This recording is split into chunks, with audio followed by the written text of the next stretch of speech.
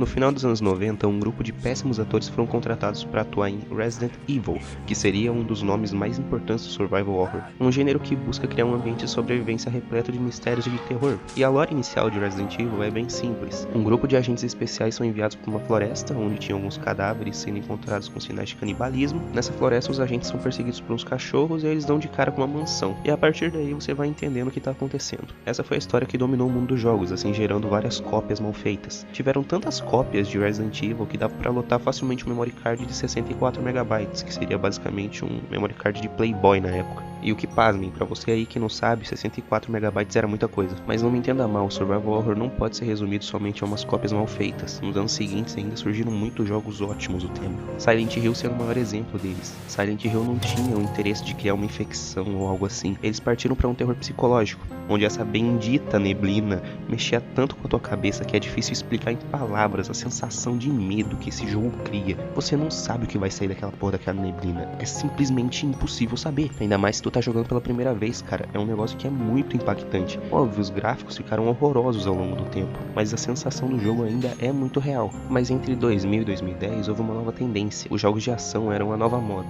Tanto que o Resident Evil também caiu nessa onda. O Resident Evil 4 ainda tinha sim as suas partes assustadoras, mas já era um jogo muito mais focado em ação. Tanto que as partes assustadoras são memoráveis porque elas são diferentes. O Regenerator, o Verdugo, o Garrador, tem muitas partes que são muito boas. Mas agora você tem um arsenal e a tua maleta é lotada de arma diferente. Então tu podia meio que resolver tudo na base da bala, né? E quando chega Resident Evil 5, a franquia virou basicamente um Battlefield, um COD da vida. A única coisa boa desse jogo foi o imagem da motosserra e a minha musa, a Sheva. Embora a Sheva também tenha sido insuportável, até mais insuportável que a Ashley. Porém, a gente pode sepultar a franquia de Resident Evil quando lançou o 6, que eu não quero nem comentar sobre, é basicamente um jogo feito pra farmar dinheiro mesmo. Nitidamente foi um jogo que focou muito na ação pra agradar um público que não é do terror, sendo muito mais focado naquela galera que gosta de largar tiro, até porque, como eu disse, na época era uma tendência. E o problema é que houve uma verdadeira queda do gênero do terror a partir daqui. O survival horror praticamente morreu, sobrando poucos nomes relevantes pro gênero, sendo Outlast um dos poucos que salvavam, tendo uma experiência que faz o homem mais macho se peidar na tanga. Mas depois de tantos anos de sofrimento, a gente chega em um momento que dá pra salvar o gênero. Resident Evil 7, o jogo que na minha opinião simplesmente reergueu a franquia. Não tem nem como dizer outra coisa, é simplesmente incrível.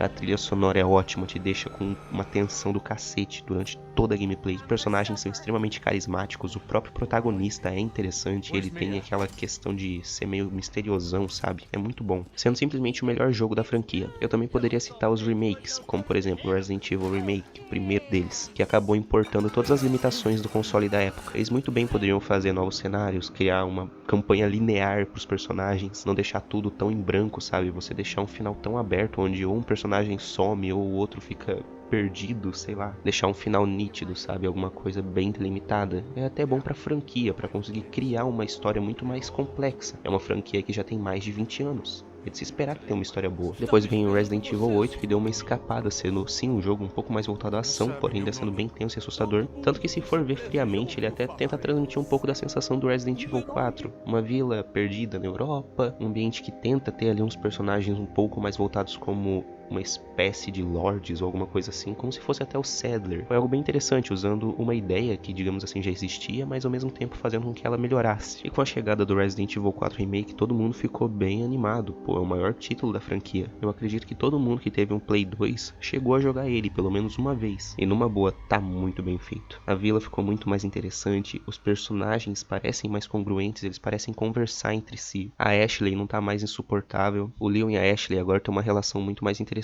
eles não parecem que estão em mundos diferentes. O Leon vai lá e pergunta: Ashley, você tá bem? A Ashley fala: eu tô bem. E sim, essas coisinhas bestas deixam a gameplay muito mais interessante, deixa a história muito melhor. Até mesmo nos momentos em que a Ashley parece que tá dando mole pro Leon, é muito melhor, é cringe, é cringe. A gente vê um pouquinho de amor sendo apresentado, é cringe, mas porra, é bom de ver. Óbvio, tiveram coisas que na minha opinião não ficaram lá tão boas. O próprio Salazar, que era um personagem tão interessante, ficou meio bananão, né? O Del Lago também ficou muito mal aproveitado, sei lá, pareceu que foi uma batalha tão curta. Pelo menos no cara que eu assisti o vídeo, ficou uma batalha tão curta, tão besta, sabe? Não sei, eu achei meio estranho. Já alguns personagens que eu gostei bastante foram o Verdugo, que numa boa ficou muito foda. Cara, sério, o Verdugo ficou assustador, velho. Agora você consegue ver que ele é uma máquina de guerra igual no R4 original. É muito bom. O Regenerator também, cara. Nossa, o Regenerator tá tá simplesmente incrível. A apresentação dele como monstro tá muito bem feita. Tem todo o ambiente, uma trilha sonora que deixa qualquer um com o cu na mão. E também a variação de um personagem pro outro. Por exemplo, o Iron Maiden,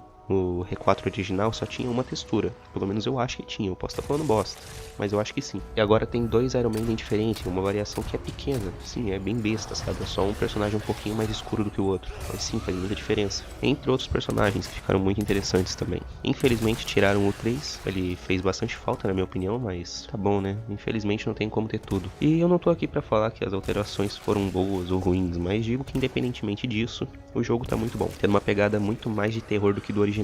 E tendo tudo isso em vista, é bem interessante como o Resident Evil 4 Remake conseguiu trazer uma nova pegada, porque é um jogo de survival horror que tem sim muita ação, mas que conseguiu equilibrar as coisas. Não ficou uma coisa muito puxada só pra um lado. Com certeza vai ser um jogo que vai agradar muitos públicos. Vai agradar tanto o cara que é mais aficionado ali por um terrorzinho, quanto o cara que gosta só de jogar algo casual, pra desestressar e tal. O ambiente, a trilha sonora, sabe, de longe é o que mais dá medo nesse jogo. A apresentação que você tem do Regenerator é simplesmente uma obra de arte. Imagina você em um lugar que tu não conhece, escuro e com esse som aqui ecoando pelo ambiente vazio.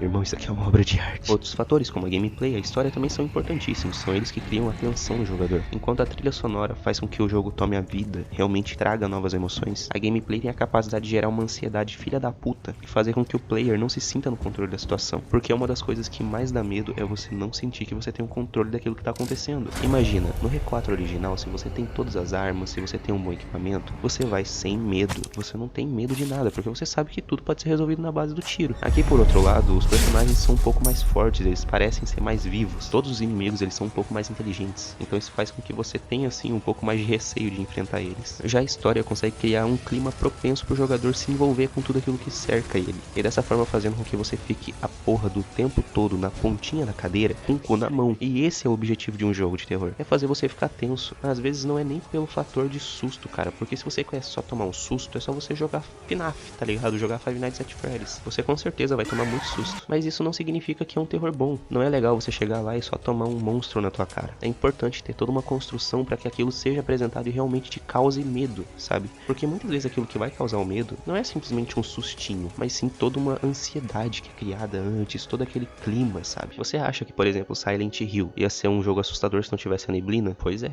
Essa é a ideia. Mas é óbvio, isso aqui é só uma opinião minha. Mas conta aí pra mim o que mais te dá medo, cara, nesse tipo de jogo. É uma coisa que eu tenho realmente interesse de saber. Bom, esse aqui foi o vídeo. Se tu gostou, muito obrigado. Se tu não gostou, tudo bem. Caso você gostou muito, compartilha com alguém. Fala aí pro teu amiguinho, olha que vídeo bacana. E é isso aí, cara. Tchau, tchau. Se cuida. Beijinho.